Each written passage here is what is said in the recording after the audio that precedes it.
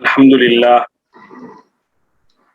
للہ وکفا والصلاة والسلام علی سید الانبیاء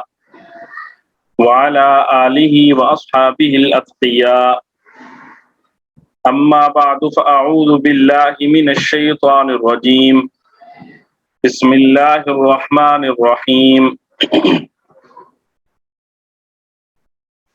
وَلْيَخْشَ الَّذِينَ لَوْ تَرَكُوا مِنْ خَلْفِهِمْ ذُرِّيَّةً ضِعَافًا خَافُوا عَلَيْهِمْ فَلْيَتَّقُوا اللَّهَ وَلْيَقُولُوا قَوْلًا سَدِيدًا صدق اللہ العظیم۔ وَلْيَخْشَ اور چاہیے کہ ڈریں، الذین وہ لوگ جو، لو اگر، ترکو چھوڑ جائیں، من خلفہم اپنے پیچھے، ذریۃً اولاد، ضعافاً کمزور، خافو تو وہ ڈریں، علیہم ان کے بارے میں،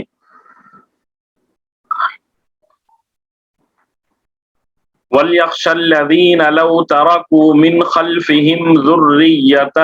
ضِعَافًا خَافُوا عَلَيْهِمْ اور وہ لوگ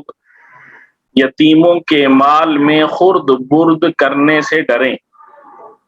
جو اگر اپنے پیچھے کمزور بچے چھوڑ کر جائیں تو ان کی طرف سے فکر مند رہیں گے۔ وَلْيَخْشَ الَّذِينَ لَوْ تَرَكُوا مِنْ خَلْفِهِمْ ذُرِّيَّةً ضِعَافًا خَافُوا عَلَيْهِمْ اور وہ لوگ یتیموں کے مال میں خرد برد کرنے سے ڈریں، جو اگر اپنے پیچھے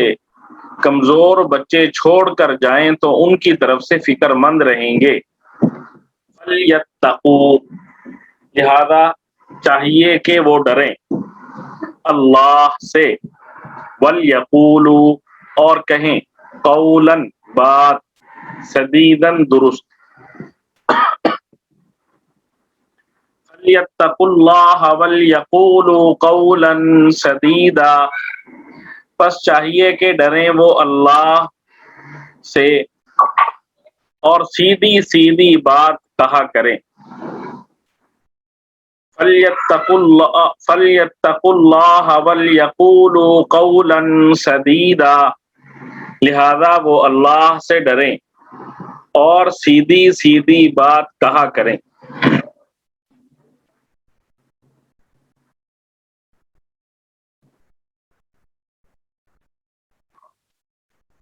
گزشتہ کئی آیات جو ہم پڑھتے آئے ہیں ان میں اللہ تبارک و تعالی نے یتیموں کے جو ولی اور سرپرست ہوتے ہیں ان کو مختلف قسم کی ہدایات عطا فرمائی تھی، جن کا حاصل یہ تھا کہ جو یتیم بچہ ہے اس کے مال کی مکمل حفاظت کی جائے اور یتیم کا مال یتیم کے ضروری اخراجات میں خرچ کیا جائے، اور یتیم کے اخراجات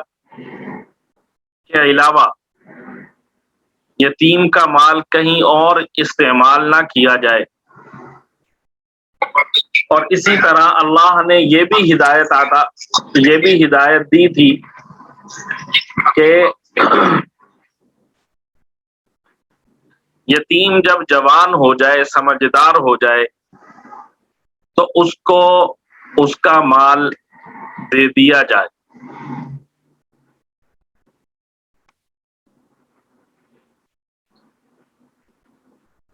انہی آیات میں اللہ تبارک و تعالی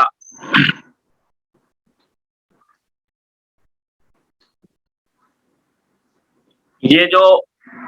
کسی بھی یتیم بچے کے سرپرست ہیں اور ولی ہیں،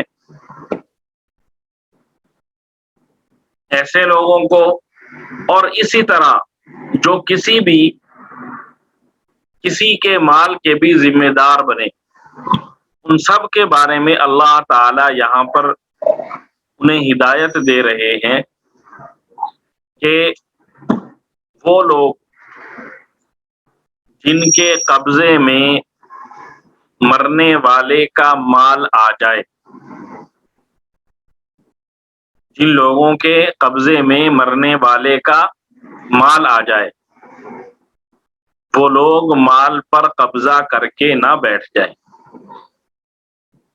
بلکہ اس مال کے شرعی حصے داروں کو ان کے حصے دے کر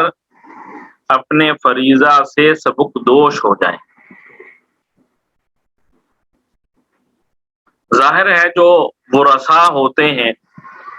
ان میں ہر قسم کے افراد ہوتے ہیں، ضعیف بھی ہوتے ہیں، محتاج بھی اور یتیم بھی اور چھوٹے بچے بھی، مرد بھی اور خواتین بھی۔ اگر انہیں ان کا حصہ نہ دیا جائے یا ان کا حصہ دینے میں دیر لگائی جائے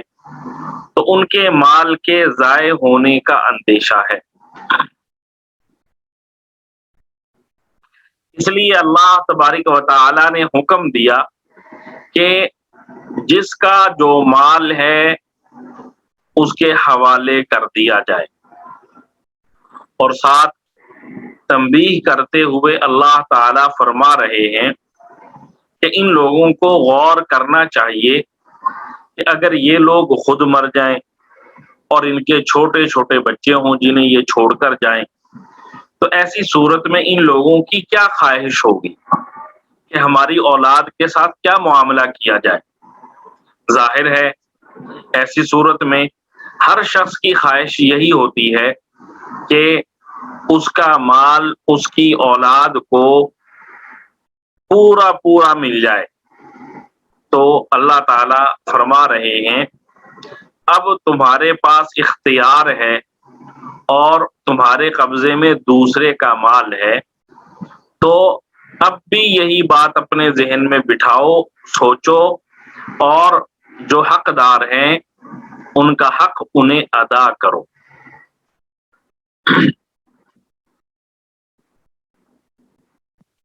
اللہ تعالی سے ڈرنا چاہیے اور میراث صحیح طریقے پر تقسیم کرنی چاہیے۔ بچوں کا مال ایسے ولی یا ایسے وصی کے سپرد کرنا چاہیے جو مال کے معاملے میں امانت داری اور دیانت داری کا مظاہرہ کرے، خیانت نہ کرے، بچوں کا خیال رکھے اور ان پر مناسب طریقے سے خرچ کرے۔ تو ایسے شخص کو جو سمجھدار ہے یتیم بچوں کا مال دینا چاہیے، اور جس کے بارے میں خدشہ ہے کہ یہ شخص یتیم کا مال اسے ادا نہیں کرے گا تو ایسے شخص کے قبضے میں یتیم کا مال نہیں دینا چاہیے۔ اسی سلسلے میں ذمہ داری کی ایک بات یہ بھی ہے کہ اگر کوئی شخص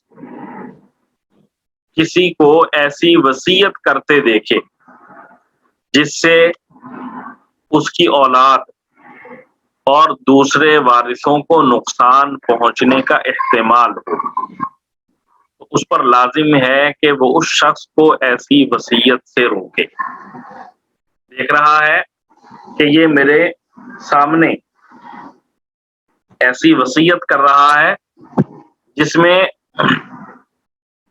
وارثوں کا نقصان ہے، تو ایسے شخص کو وصیت کرنے سے روکنا چاہیے اور سمجھانا چاہیے کہ وارثوں کا حق نہ مارو۔ حضرت صلی اللہ علیہ وآلہ وسلم حضرت سعد بن ابی وقاص رضی اللہ تعالی عنہ کی بیماری کے عرصے میں ان کی تیمارداری کے لیے تشریف لے گئے، تو حضرت سعد رضی اللہ عنہ نے عرض کیا، یا رسول اللہ، میرے پاس مال بہت ہے اور میرے ورثاء میں صرف ایک لڑکی ہے، اگر آپ اجازت دیں تو میں اپنے مال کی 2/3 2/3 اللہ تعالی کی راہ میں صدقہ کر دوں، 1/3 1/3 اپنی بیٹی کے لیے رکھ لوں اور باقی سب کا سب صدقہ کر دوں۔ حضور صلی اللہ علیہ وآلہ وسلم نے فرمایا نہیں۔ انہوں نے عرض کیا، یا رسول اللہ، آپ مجھے اجازت دیں کہ میں آدھا مال صدقہ کر دوں، وصیت کر دوں۔ حضور صلی اللہ علیہ وآلہ وسلم نے فرمایا نہیں۔ انہوں نے عرض کیا، یا رسول اللہ، 1/3 کی تو اجازت دے دیجیے۔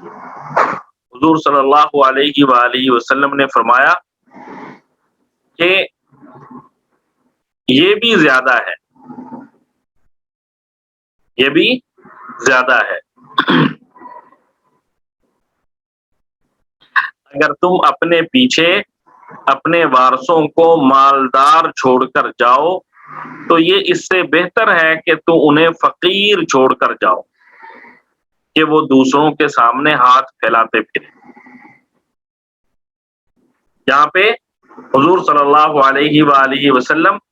وصیت کے بارے میں وصیت کرنے سے انہیں منع فرما رہے ہیں اور اس کی حکمت بھی ساتھ بیان کر رہے ہیں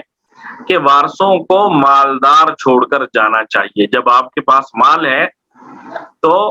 پھر وارثوں کو مالدار چھوڑ کر جانا چاہیے۔ ایسا نہ ہو کہ آپ کے پاس مال تھا، آپ نے وہ سارا استعمال کر لیا، ادھر ادھر لگوا دیا، اب آپ کے بعد آپ کے جو ورثاء ہیں ان کے ہاتھ میں کچھ ہے ہی نہیں، تو حضور صلی اللہ علیہ وآلہ وسلم اس سے منع کر رہے ہیں۔ حضرت ابن عباس رضی اللہ تعالی عنہ فرماتے ہیں کہ اگر 1/3 سے بھی کم یعنی 1/4 کی وصیت کریں تو یہ اچھا ہے، اس لیے کہ رسول اللہ صلی اللہ علیہ وآلہ وسلم نے 1/3 کو زیادہ فرمایا۔ کیا کہا؟ 1/3 بھی زیادہ ہے۔ تاہم شرعاً کوئی بھی شخص اپنے مال کے بارے میں 1/3 1/3 تک وصیت کر سکتا ہے۔ مثال کے طور پہ ایک شخص کے پاس 30 روپے ہیں تو یا ایک شخص کی ملکیت میں 3 لاکھ روپے ہیں تو شرعاً وہ 3 لاکھ میں سے 1 لاکھ کی وصیت کر سکتا ہے، اس سے زائد کی وصیت نافذ نہیں ہوگی، اس سے زائد کی وصیت کرنا درست نہیں ہے۔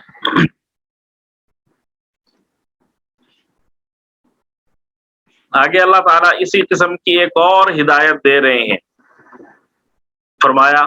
ان الذین یأکلون اموال الیتامی ظلما انما یأکلون فی بطونہم نارا وسیصلون سعیرا۔ ان الذین، بے شک جو لوگ، یأکلون کھاتے ہیں، اموال مال، الیتامی یتیموں کا، ظلمن ظلم کرتے ہوئے، ظلم کے ساتھ، انما یقیناً، یأکلون وہ کھا رہے ہیں یا وہ بھر رہے ہیں، فی بطونہم اپنے پیٹوں میں، نارن آگ۔ ان الذین یأکلون اموال الیتامی ظلما انما یأکلون فی بطونہم نارا۔ یقین رکھو کہ جو لوگ یتیموں کا مال ناحق کھاتے ہیں، یقین رکھو کہ جو لوگ یتیموں کا مال ناحق کھاتے ہیں، وہ اپنے پیٹ میں آگ بھر رہے ہیں۔ ان الذین یأکلون اموال الیتامی ظلما، یقین رکھو کہ جو لوگ یتیموں کا مال ناحق کھاتے ہیں، انما یأکلون فی بطونہم نارا، وہ اپنے پیٹ میں آگ بھر رہے ہیں، وسیصلون، اور عن قریب وہ داخل ہوں گے، سعیرا، بھڑکتی ہوئی آگ میں، وسیصلون سعیرا، اور انہیں جلد ہی ایک دہکتی آگ میں داخل ہونا ہوگا، وسیصلون سعیرا، اور انہیں جلد ہی ایک دہکتی آگ میں داخل ہونا ہوگا۔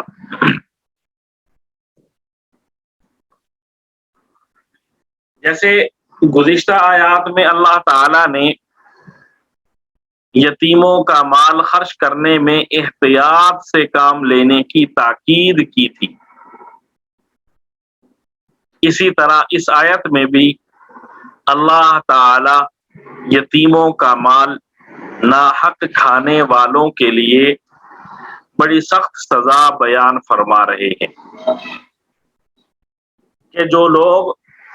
یتیموں کا مال ناحق کھاتے ہیں وہ اپنے پیٹ میں جہنم کی آگ بھر رہے ہیں، اور عن قریب یہ مال ان کو کھینچ کر جہنم کی بھڑکتی ہوئی آگ میں لے جائے گا۔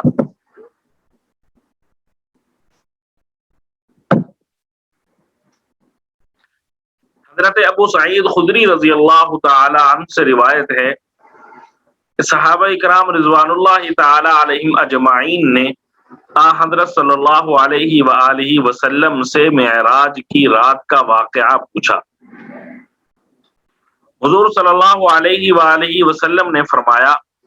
کہ میں نے کچھ لوگوں کو دیکھا کہ ان کے ہونٹ اونٹ کے لبوں کی طرح تھے، بالائی لب، اوپر والا لب سکڑا ہوا دونوں نتنوں پر تھا، اور نیچے کا ہونٹ سینے پر لٹکا ہوا تھا۔ ایسی بھیانک صورت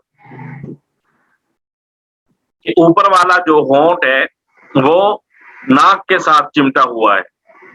اور جو نیچے والا ہونٹ ہے وہ سینے پہ لٹکا ہوا ہے۔ جہنم کے کارندے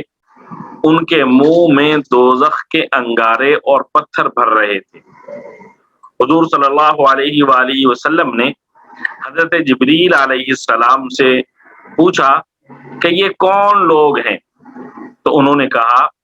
یا رسول اللہ، یہ وہ لوگ ہیں جو یتیموں کا مال ناجائز طریقے پر استعمال کرتے تھے، یتیموں کا مال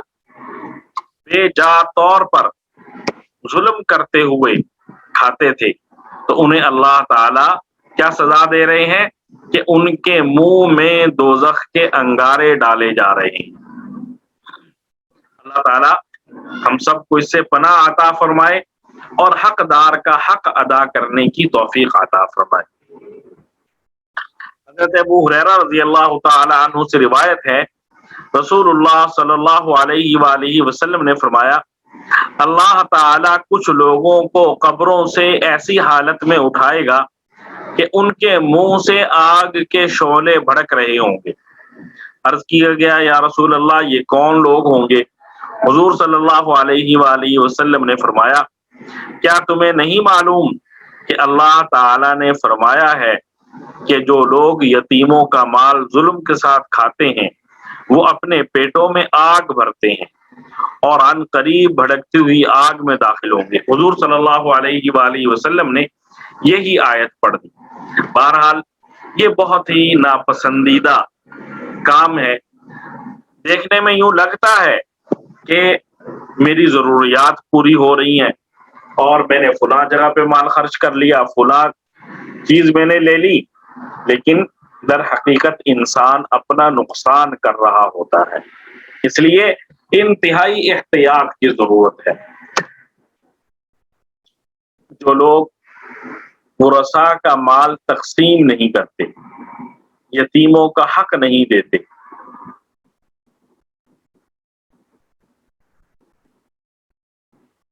اور ظاہری طور پر نظر آتا ہے کہ وہ اللہ کے راستے میں خرچ کر رہے ہیں،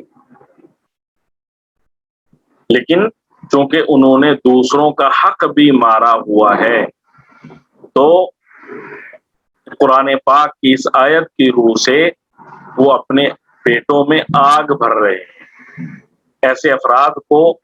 اس آیت کے مضمون پر بار بار غور کرنا چاہیے، اور اگر دیکھا جائے تو حقیقت یہی ہے کہ میراث کا مال تقسیم نہ کرنے کی وجہ سے آج ہمارے گھر گھر کی حالت خراب ہے، اور اس کی نحوست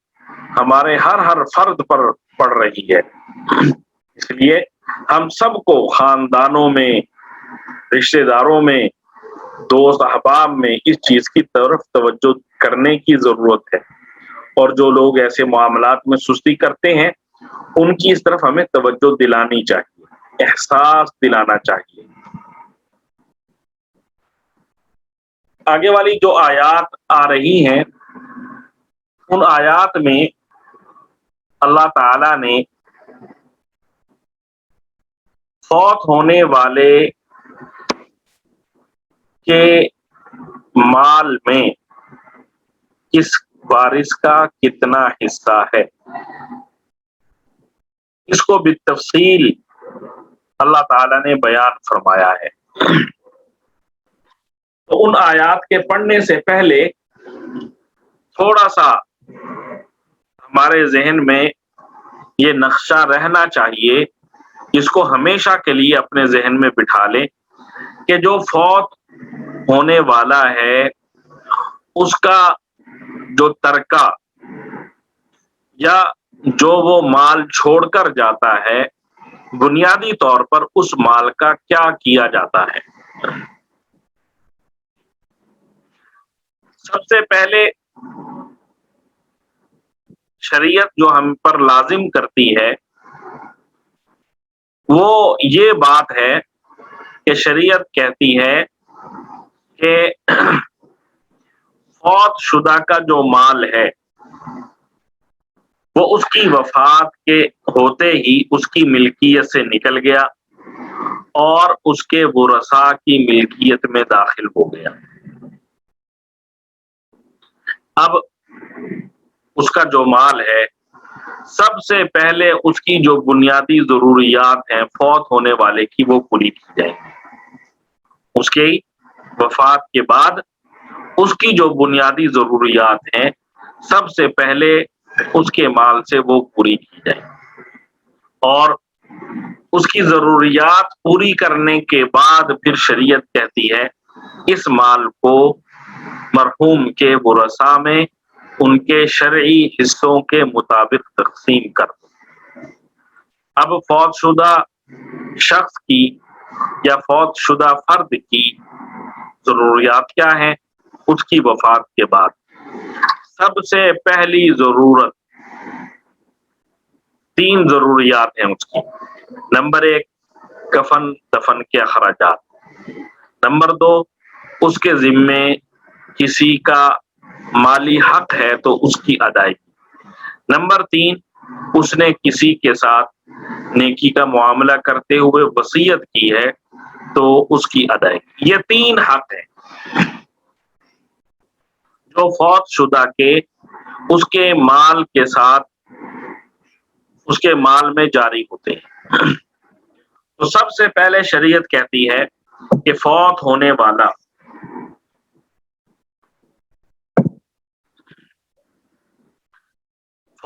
والا جو مال چھوڑ کر جا رہا ہے اس میں سے سب سے پہلے فوت ہونے والے کے کفن دفن کے اخراجات پورے کیے جائیں گے۔ یہ اخراجات کفن دفن کے تب پورے کیے جائیں گے جب کسی اور نے اپنی طرف سے نہ کیے ہوں۔ اگر کسی اور نے اپنی طرف سے کر لیے تو پھر یہ جو مرحوم کا مال ہے اس میں سے وہ اخراجات نہیں نکالے جائیں گے۔ اور 2 ان اخراجات میں کسی قسم کی فضول خرچی نہیں ہوگی، بلکہ جو ضرورت ہے صرف اسی پر خرچ کیا جائے گا، اس کے علاوہ کہیں خرچ نہیں کیا جائے گا۔ اور اسی طرح ضرورت ہے خرچ کرنے کی لیکن پھر خرچ نہ کیا جائے، تو شریعت کہتی کنجوسی بھی نہیں کی جائے گی، جہاں جہاں ضرورت ہے وہاں پہ اس کا مال استعمال کیا جائے گا۔ یہاں پہ یہ ذہن میں رہنا چاہیے کہ آج کل بہت ساری ایسی ضروریات ہیں جو ہم نے بنا لی ہیں، شریعت کی نظر میں وہ ضروریات نہیں۔ کفن دفن کے اخراجات سے کفن دفن کے جو اخراجات ہیں ان کی تفصیل اگر ہم دیکھیں تو جیسے قبر ہے، قبر کا انتظام، اس کے کفن کا انتظام، اور اسی طرح اور کفن دفن پر، قبر بنانے پر جو اخراجات آتے ہیں، نہلانے پر اگر کوئی خرچہ آئے تو یہ چیزیں اس سے نا وہ اس کے ترکے سے نکالی جائیں گی۔ ان کے علاوہ کوئی چیز کسی جگہ پر اس کا مال خرچ نہیں کیا جائے گا۔ آج کل فوت شدہ کے جنازے کے موقع پر دیگیں تیار کی جاتی ہیں تاکہ جو دور سے آنے والے لوگ ہیں وہ کھانا کھائیں۔ تو یہ کھانا کھلانا آنے والوں کو، یہ جو ورثاء ہیں وہ اپنی ذمہ داری پہ کھلا رہے ہیں، تو مرحوم کا جو ترکہ ہے اس میں سے اس چیز کے اخراجات نہیں نکالے جائیں گے۔ مرحوم کے ترکے سے صرف اور صرف کفن کے اخراجات اور دفن سے متعلق اخراجات یہی نکالے جائیں گے اور کچھ نہیں۔ اسی طرح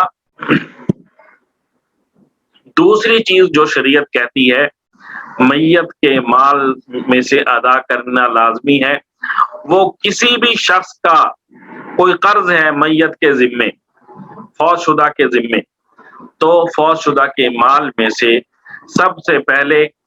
قرض ادا کیا جائے گا۔ کفن دفن کے اخراجات کے بعد قرض ادا کیا جائے گا۔ قرض کی مالیت جتنی بھی ہو، چاہے میت کا سارا مال قرض کی ادائیگی میں لگ جائے یا اکثر مال لگ جائے، بہرحال میت کا قرض اس کے مال سے ادا کیا جائے گا۔ جب تک میت کا قرض ادا نہ ہو جائے اس وقت تک وصیت بھی اس کے مال میں جاری نہیں کی جائے گی، بلکہ جتنا بھی قرض ہے وہ سارے کا سارا قرض میت کے مال سے ادا کرنا ضروری ہے۔ نہ ورثاء کو دیا جائے گا قرض ادا کرنے سے پہلے اور نہ ہی وصیت نافذ کی جائے گی، بلکہ ان دونوں سے پہلے مرحوم کا ترکہ ادا کرنا فرض ہے۔ مرحوم کا ترکے سے قرض ادا کرنا فرض ہے۔ اگر میت کے ذمے قرض نہ ہو یا قرض کی ادائیگی کے بعد کچھ مال بچ جائے، اس صورت میں میت اگر کوئی وصیت کر کے گئی ہے اور وصیت شریعت کے دائرے میں آتی ہے تو ایسی صورت میں میت کے باقی ماندہ مال کے تیسرے حصے میں وصیت نافذ کی جائے گی۔ میت کا قرض ادا ہو گیا، قرض کی ادائیگی کے بعد مال بچ گیا، تو اب جو مال بچا ہے اس مال کے تیسرے حصے میں میت کی وصیت نافذ کی جائے گی، جبکہ وہ وصیت شریعت کے دائرے میں۔ یہاں پر یہ بھی ذہن میں رہے کہ اگر کوئی شخص اپنے پورے مال کی وصیت کر دے، کہتا ہے میرا سارا مال جو ہے نا کسی مدرسے میں دے دیا جائے، میرے سارا مال کسی مسجد میں لگا دیا جائے، میرا سارا مال عیدی والوں کو دے دیا جائے، تو تب بھی میت کی جو وصیت ہے وہ صرف اور صرف تیسرے حصے میں نافذ کی جائے گی۔ تیسرے حصے سے زیادہ مال میں وصیت نافذ کرنا جائز نہیں ہے۔ وصیت کی ادائیگی کے بعد پہلے کفن دفن کے اخراجات، پھر قرض کی ادائیگی اور پھر باقی ماندہ مال میں سے وصیت، ان تینوں اخراجات کے بعد جو مال بچے گا وہ وارثوں میں ان کے حصوں کے مطابق تقسیم کیا جائے گا۔ اور اگر کسی نے وصیت نہیں کی تو قرض کی ادائیگی کے بعد اس کا سارا مال وارثوں میں ان کے حصوں کے مطابق تقسیم کیا جائے گا۔ یہاں پہ ایک بات یہ بھی ذہن میں رکھنا چاہیے کہ شریعت وارث کے لیے وصیت کرنے کو جائز قرار نہیں دیتی۔ شریعت کہتی ہے وارث کے لیے وصیت کرنا جائز نہیں، اس لیے کہ اللہ تعالی نے وارث کا حق متعین کر دیا ہے، اس لیے وارث کے لیے وصیت کرنے سے شریعت نے منع کر دیا۔ البتہ اگر کوئی شخص وارث کے لیے وصیت کر جائے اور فوت ہونے والے کے جو ورثاء ہیں وہ سب کے سب بالغ ہیں اور وہ ورثاء اپنی دلی رضامندی سے اس وصیت پر عمل کرنا چاہیں تو ایسی صورت میں وارث کے حق میں وصیت پر عمل کرنے کی گنجائش ہے، جبکہ سارے ورثاء بالغ ہیں اور وہ دلی طور پر اس وصیت پر عمل بھی کرنا چاہتے ہیں، تو پھر وارث کے لیے وصیت پر عمل کیا جا سکتا ہے۔ وصیت پر عمل کرنے کے بعد جو مال بچے گا وہ ورثاء میں ان کے حصوں میں تقسیم ہوگا۔ یہ 3 قسم کا مال، نمبر 1 کفن دفن کے اخراجات، نمبر 2 قرض کی ادائیگی، نمبر 3 وصیت کی ادائیگی۔ ان 3 کے بعد ورثاء میں ان 3 اخراجات کے بعد جو مال بچے گا وہ مرحوم کے ورثاء میں ان کے شرعی حصوں کے مطابق تقسیم کیا جائے گا۔ اب مرحوم کے ورثاء کون کون ہیں اور ان کا حصہ کتنا کتنا بنتا ہے، یہ مکمل تفصیل انشاءاللہ کل کے سبق میں انشاءاللہ ہم پڑھیں گے۔ دعا ہے اللہ تعالی ہمیں یہ مسائل سیکھنے کی توفیق عطا فرمائے، قرآن کریم کی تفسیر سیکھنے کی توفیق عطا فرمائے،